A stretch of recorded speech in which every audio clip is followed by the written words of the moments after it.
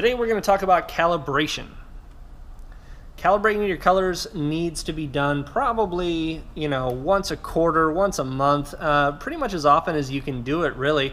Or if you ever just see a problem with the colors, if something is not as vibrant as it used to be, or if there's any sort of ghosting, a lot of times what you'll see is behind the text, almost like a drop shadow of a particular color. This is a very common issue, and it just happens over time as the temperatures around you change, as the environment changes.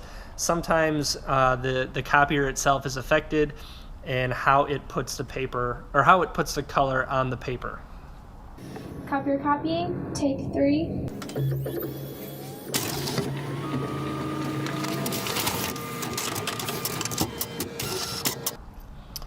All right, so let's get started. The first thing we're going to do is we're going to do 2 sets of calibration steps. First one is going to be the copy calibration. The second one's going to be the print calibration. The third thing we're going to do is called registration, and that's going to fix that issue with the ghosting or with that little drop shadow. A lot of times you'll see yellow or blue that's kind of just offset from your text. So let's get started. We're going to hit user functions. And this could be located in 2 different locations. Right here you can see we're in the user settings. And if I hit general, it has auto calibration, but there should be another one here that says calibration. If it's not there, like my particular machine is, I need to go into the admin tab, hit the password. The default password is 123456. Then I'm going to go back into general, and then I'm going to hit display level. You can see calibration and registration, they're both right here, but it's in the admin tab. So what I want to do is hit the display level and say, instead of admin on these 2 things, we want to say user.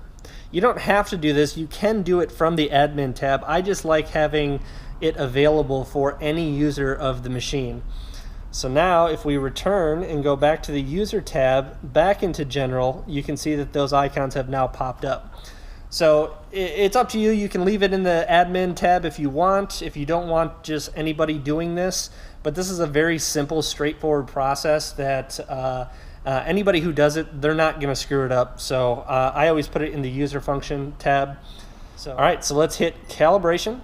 And you can see, like I said, we have copy and print. We're going to do the copy one first. And what it's going to do, the copier is going to do a couple things here. After we hit calibration. It's going to think about it for a little while, it's going to check its settings, and then it's going to spit out a sheet for us.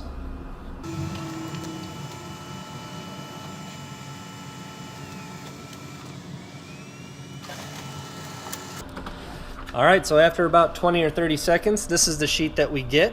And what we want to do is we want to put it on the scan glass with the black bars towards the left-hand side. Put it on the glass, close the top. Let the scanner scan it and calibrate itself.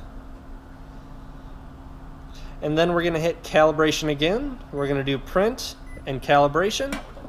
It's going to spit out another sheet that looks like this. It's a little bit different. It's a little bit offset, but we're going to do the same process.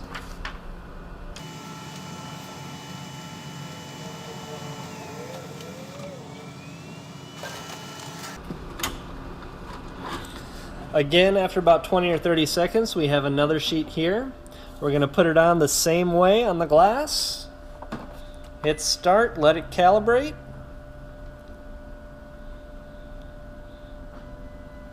And there we go. Now I'm working on a 40 series machine, so after it scans those 2 sheets of paper, it's automatically going to apply whatever settings that it found that it needed to change.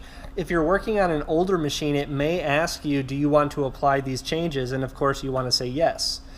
The second thing we're going to do, we've completed both calibrations. Now we want to do that registration. And you can see by the icon, it kind of shows you that little ghosting scenario that I was talking about. So we're just going to hit that. It's going to ask us yes or no, do we want to run it? Yes, we do. This also takes about 20-30 seconds to complete.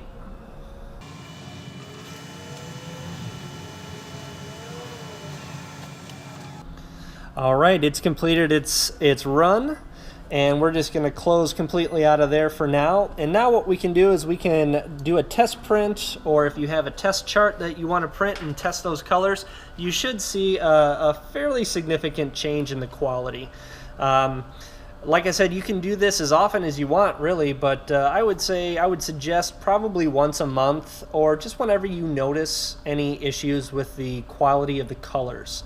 And the last thing that we're going to talk about, these test charts that printed out are actually pretty handy after the fact as well. If I lay them aside here, what you can do is kind of take a look at the color and how they progress into, they start down here at 100% density and they go all the way down to 0. So what I'm looking for when I look at these is these slight streaks, okay? This gives you a good idea of how much life left you have in your drum units.